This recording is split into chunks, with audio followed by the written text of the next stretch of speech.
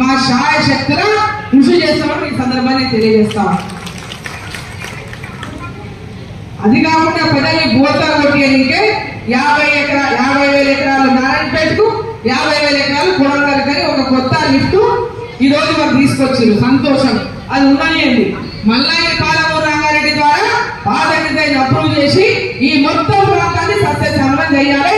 రాష్ట్ర ముఖ్యమంత్రికి చిత్తశుద్ధి ఉంటే పాలమూరు నుంచి నువ్వు ముఖ్యమంత్రి అయినావు కాబట్టి పాలమూరు ప్రజల యొక్క ఈ సమస్యలు పరిష్కరించాలని నువ్వు అడ్మినిస్ట్రేటివ్ శాంక్షన్ ఆ ప్రాజెక్ట్ రిపోర్ట్ మళ్ళీ కొత్త రిపోర్ట్ తయారు చేయక అదే డిజైన్ అదే రకంగా ఉండి ఈ రోజు ప్రజెంట్ ఉన్నటువంటి డిపిఆర్ తయారు చేసేయండి.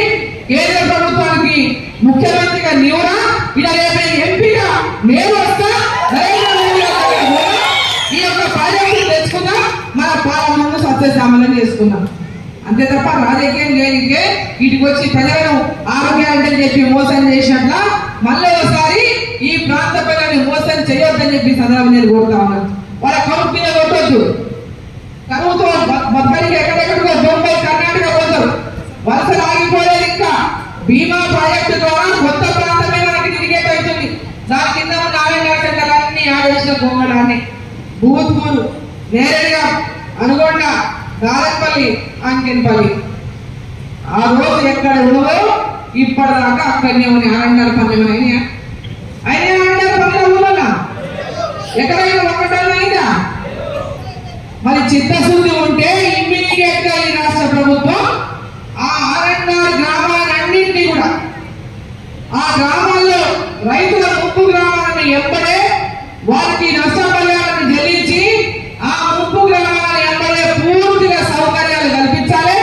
రైతులకు నష్టపరిహారం, భూముల నష్టపరిహారం కానీ, ఇళ్ల నష్టపరిహారం కానీ, పెండింగ్ లో ఉన్నటువంటి అన్ని రకాల యొక్క ముప్పు గ్రామాల పరిస్థితులను వెంబడే ఈ రాష్ట్ర ప్రభుత్వం చొరవ తీసుకుని పూర్తి చేయాలని చెప్పి సందర్భంగా డిమాండ్ చేస్తారు.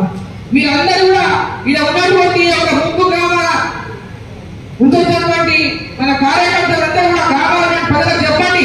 తప్పకుండా వీటి కోసము మన అరుణమ్మ పోరాటం చేస్తుంది. వాటిని పూర్తి చేయించేటటువంటి నమ్మకాన్ని మన కార్యకర్తలందరూ ఆయా గ్రామాల ప్రజలకు తెలియజేయాలని చెప్పి అందరూ నేను కోరుకుంటూ, మరి ఇక్కడ పెద్ద ఎత్తున వచ్చిన మీ అందరూ 2 చేతులెత్తి చెప్పాలి. ప్రతి ఊర్లో ప్రతి ఇల్లు మేము తిరుగుతాం. ఒక్కొక్కరు ఆ ఊళ్ళో ఉన్నటువంటి బూత్ లో ఉన్న ఓట్లు కమిటీ వేసుకొని 15 మన ఇప్పుడు పార్లమెంట్ అభ్యర్థిని కల్వకుర్తి నుంచి తీసుకొచ్చి ఇక్కడ నిలబెట్టిండు. అంటే మన ప్రాంతం సమస్యలు కానీ, మన ప్రాంత ప్రజల యొక్క ఆవేదన కానీ అర్థం చేసినటువంటి వ్యక్తులే అసలు అవగాహన లేనటువంటి అభ్యర్థి ఈరోజు కాంగ్రెస్ పార్టీ నిలబెట్టింది. మరి ఈరోజు బయటికి వచ్చిన వాళ్ళు ఈ ప్రాంతం నుంచి ఎలాంటి అవగాహన లేనటువంటి వాడు అప్పుడు ఎన్నికలప్పుడు ఓట్లు అడిగిపోతే వాళ్ళ ఇప్పుడు ఓట్లు అప్పుడే వచ్చింది.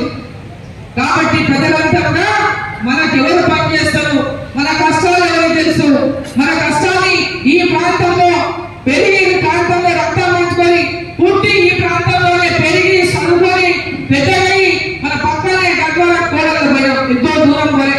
అంతకుముందు గద్వాల కూడా ఇదే పార్లమెంట్ అనే ఉండే. గద్వాల రెండు ఇదే పార్లమెంట్ అనే ఉండే. 96లో నేను పార్లమెంట్ పోటీ చేసా. మొట్టమొదటిగా రాజకీయాలకు వచ్చింది 96లో పార్లమెంట్ పోటీ చేశా. అంటే ఇప్పటికీ దాదాపు 28 సంవత్సరాల కిందట నేను పార్లమెంట్ పోటీ చేశా. 96లో మొట్టమొదటిగా పార్లమెంట్ గా పోటీ జరిగే రాజకీయాలకు బయటకు వచ్చి అదే మొట్టమొదటి రాజకీయాలు బయటకు రావడం నేను. ఆ రోజు 3700 నేను పార్లమెంట్ ఓడిపోయాను. కేవలం 3700 పార్లమెంట్ ఓడిపోయాను. ఆ తర్వాత వచ్చే ఎన్నిక 2009లో డీలిమిటేషన్ లో గద్వాల అలంపూర్ని విడగొట్టాలి. ఇక్కడ తండ్రి అక్కడ వాళ్ళ అత్తమామలు ఉంటే వీళ్ళంతా బలమైపోతారు. ఈ జిల్లాలో బలమైనటువంటి పేరుంది వీళ్ళకందరికీ. ప్రజలకు మంచి నమ్మకం, విశ్వాసం ఉంది. ప్రజల లోపల ఎప్పుడు ఉంటారు. కాబట్టి విడదీయాలి ఈ పార్లమెంట్ అని ఒక పెద్ద నాయకుడు కేంద్రంలో మంత్రి చేసిన ఆయన దీన్ని విడదీసిండు. గద్వాల అలంపూర్ని నాగర్కర్నూలులో కలిపిండు. కాబట్టి మళ్ళీ ఎన్నో కుళ్ళు రాజకీయాలు చేసి ఈ ప్రాంతానికి వాళ్ళు ఏం చేయలేదు, చేసినలో కూడా చేయకుండా అడ్డుకున్నటువంటి పరిస్థితి అన్నారు. మరి అందరూ అక్కలు చెల్లె అయోధ్యలో రామ మందిరంలో శ్రీరాముడు కొలువైనాడు.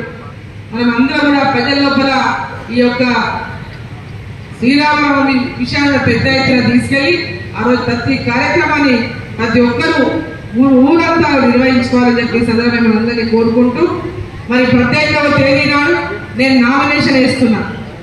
18వ తేదీ నాడు నామినేషన్ వేస్తున్నా. కాబట్టి 18వ తేదీ నాడు మీరందరూ ఎక్కడ వేరే ప్రోగ్రాంలు పెట్టుకోకుండా 18వ తేదీ నాడు నామినేషన్ కార్యక్రమంలో మన పాల్గొనడానికి పొద్దున 11 గంటలకి నామినేషన్. కాబట్టి మీరందరూ పెద్ద ఎత్తున బూత్ స్థాయి మన కార్యకర్తలందరూ కూడా ఆ నామినేషన్ కార్యక్రమంలో పాల్గొనాలని మిమ్మల్ని అందరినీ కూడా కోరుతా ఉన్నా నేను. కాబట్టి ముందే చెప్తున్న 18 తారీఖు ఇంకా చాలా దూరం ఉంది, కానీ ఆ రోజు మనం అందరం మళ్ళీ అంత లోపల ఇంతమంది కలుసుకోలేని వచ్చినప్పటికీ కూడా ఈడ ఉన్న ప్రతి ఒక్కరు ప్రతి గ్రామంలో చెప్పేది పార్లమెంట్ ఎన్నిక. ఈ పార్లమెంట్ ఎన్నికల్లో